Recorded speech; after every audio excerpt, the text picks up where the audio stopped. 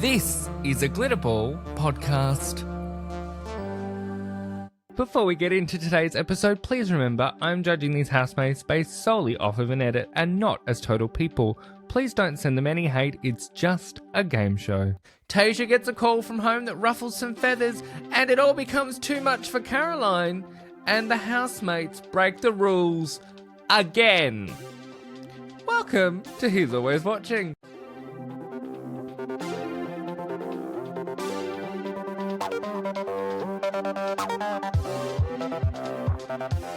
From Glitterball, this is He's Always Watching, a Big Brother podcast.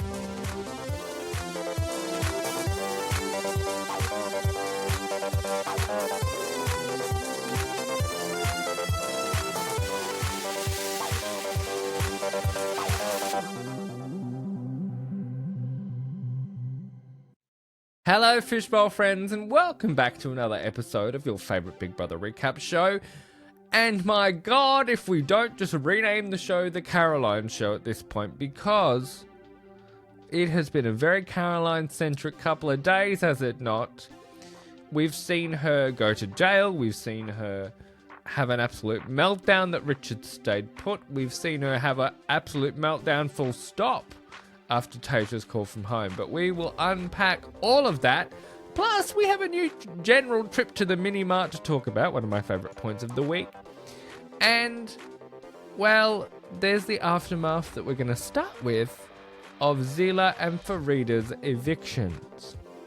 Now, I think Sam is rattled by Zila's eviction. I think Sam thinks he's partially responsible for Zila's eviction. I really do think Caroline was rumbled and ruffled and all the things that Richard stayed. And of course, she tries to put on a good face saying, I've saved him, I'm the reason I'm still here. Ma'am, with all due respect, please shut up. And I guess that's the through line of today's episode, is Caroline unpacking the last couple of days and everything that's happened. So we will get into some of her opinions and discussions a little bit later on in the show, but it all feels like a bit of a deflection and a backpedaling and a protection mechanism all in one. Let's, however, talk about the task that we had, which was Big Brother's Bank of Big Brother, but this was no straightforward bank, shall we say. This saw the housemates being able to take out eyes from the Big Brother cash point, but they couldn't just withdraw their own. No, they could screw with everybody else's. Do you know what? The more this season has gone on, the more the eyes and the whole mini-mart and everything like that makes sense. I did feel like they were kind of making it up as they went along in the first few weeks, but now it makes sense and I actually really, really enjoy it. And this was another example of that, along with the mini-mart for this week. I enjoyed this. I did think it was interesting that Caroline, of all people, went for Cameron, because it's kind of been done. If she really wanted to surprise us and keep us on our toes, she would have taken a different tact.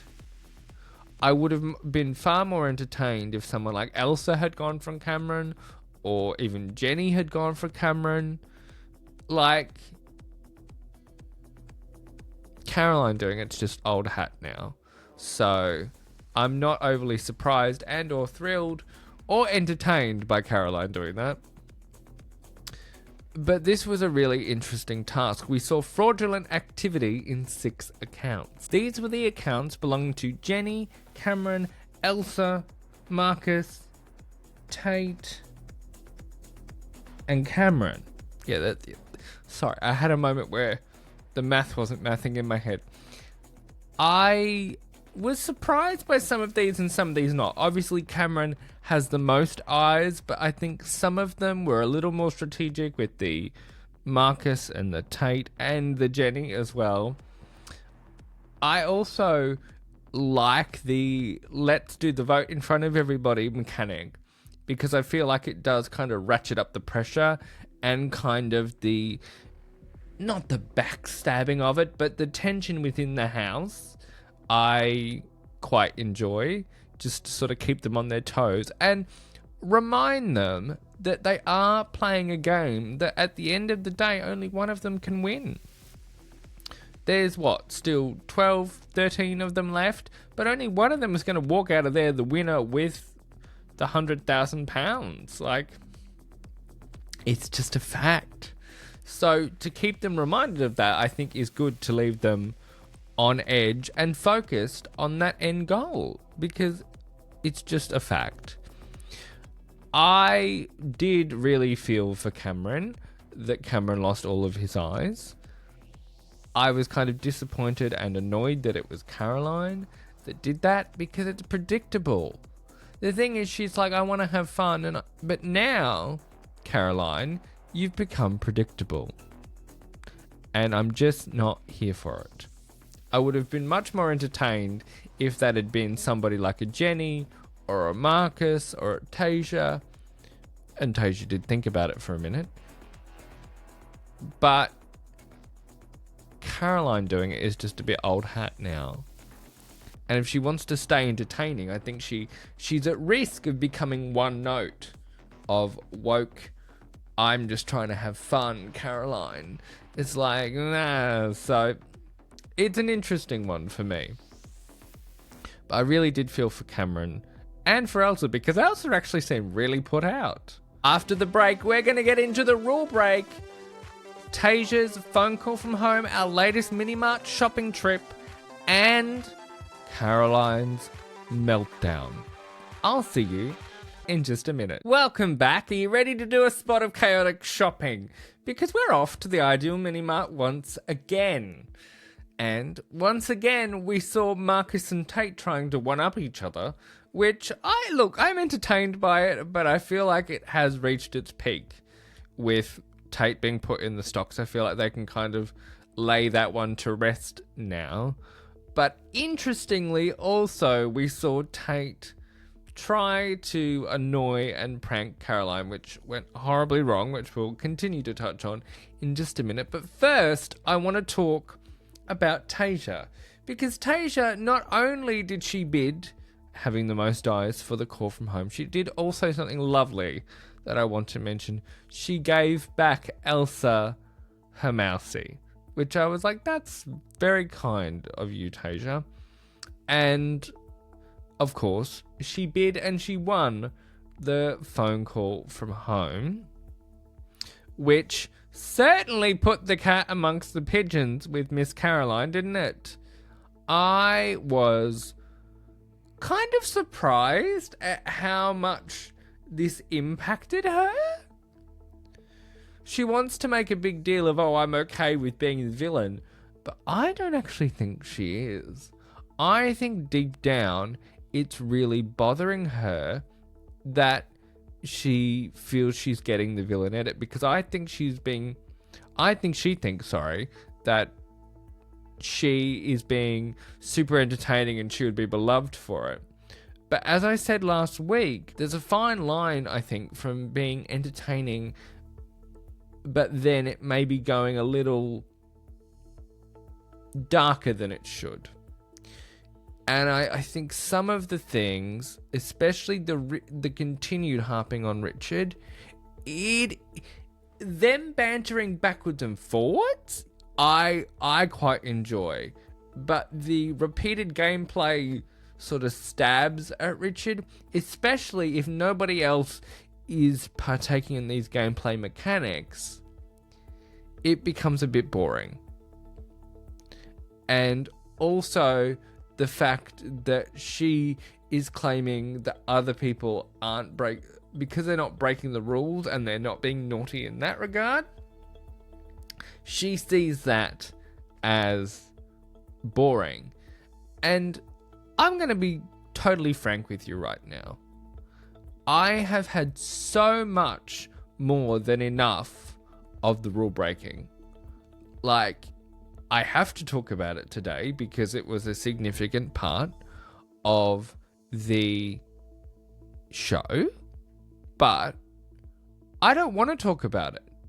I don't care, because the three of them, Caroline, Sam, and Nancy, need to shut their goddamn mouths. Enough. And the fact that they know Big Brother was quite right to be so angry, because they know and they just don't care. So if they do this again, I agree with every one of those late and live guests that have been like, if they break the rules, put them up for eviction. Because the punishments are not working. Sam did not care that they were going to jail again. So they need to be put up for eviction, and they need to be shown how serious this is. Because 1 or 2 rule breaks, you could be like, okay, it's fine, there's a lot of rules to acclimatise to, and haha, that is entertaining. We are in week 6 now, and these 3 especially continue to break the rules. And I really do think Big Brother has to decide when is enough enough.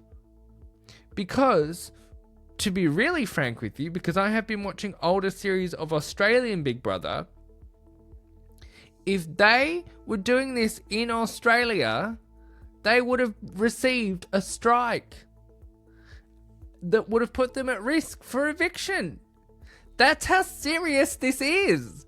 So why isn't Big Brother laying down the law more, especially given we are so far into this show? So why not last week, and especially today with that behaviour? Why is the law not being laid down more? Show them how serious it is, Big Brother. Because it's not entertaining anymore. It's just stupid. Because they know the rules. I'm getting so passionate about it. I'm so sorry. But it's like, man, come on. What are we doing? Because they don't care. And I think putting them up for eviction is the only way they're going to care. It's just the truth. So, there we go. But let's move on, because honestly, enough. Back to Tasia's phone call, because my God, did that send a cat amongst pigeons. First of all, I must say it was lovely that Tasia got to see her mum, and it was lovely that we and the house got to witness that. But little did we know that Tasia's delightful mother was going to send an absolute cat amongst the pigeons by telling Tasia that Caroline is not your friend and one to watch out for. Oh my goodness. I do think it's really, really interesting that Caroline is like, okay then, I'll just have to shut up. I'll just have to be boring. No. Be a reasonable housemate. You can still be a reasonable housemate and not ruffling feathers in unnecessary ways and still be entertaining. Look at Richard. Look at Jenny. Look at Cameron. Look at Elsa even. And look, none of them are perfect, and that's not what I'm saying. They've all had various moments of various... But I just think she's stuck in this cycle of I have to break the rules to be entertaining, or I have to really rile people up to be entertaining. And if that's all you've got to give us in week 5, 6 or 7, maybe you need a rethink, love. Don't get me wrong, I still really enjoy Caroline, but I feel like if you're not heeding the warning signs that maybe it's not going the way you think it is on the outside, maybe it's time for a change. And I'm not saying she needs to be boring. I think there's still a lot more to Caroline that we haven't seen that is being overshadowed by the rule breaks and stuff like that. Because, as I say, if they had done this and Big Brother had given them a strike each time, maybe that would change the course. However, I do think it's really interesting that she has just gone totally off the deep end. Obviously, it was the return and then subsequent hiding of the photo of her dogs that was the straw that appears to have broken the camel's back. But I think it just shows that all of this is getting to her so much more than she is necessarily letting on to us or even her fellow housemates. There's actually one more thing I want to talk about with all of the mini Mark chaos, and that is how delightfully awkward and adorable Elsa's forced date with Richard. First of all, kudos to Big Brother for putting a spanner in the lovebird works, even though they have kind of thrust it down our throat. I was glad to see that Big Brother actually went, no, you can go and spend some time with somebody else, thank you very much. And forced her to choose between Richard or Cameron, the people she nominated to go on the dinner date with. And I loved how delightfully awkward that dinner date was. It was also very interesting to hear them sort of talk about the adoption. I would have actually loved to have seen more from their dinner date, because I do kind of wonder what on earth those two would talk about. But I thought it was delightful and lovely at the same time that she was forced into a dinner date with Richard, and Richard was a good sport about it all as well. So you could see Marcus was kind of annoyed and irritated because I think he really wanted to go on that dinner date with Elsa, but I'm glad that Big Brother threw a spanner in their plans, honestly. But there you go. That is your lot for this episode of The Caroline Show. I mean, sorry. He's always watching. Thank you for being here. This is going to be a really interesting week because I think they're probably going to break the rules again.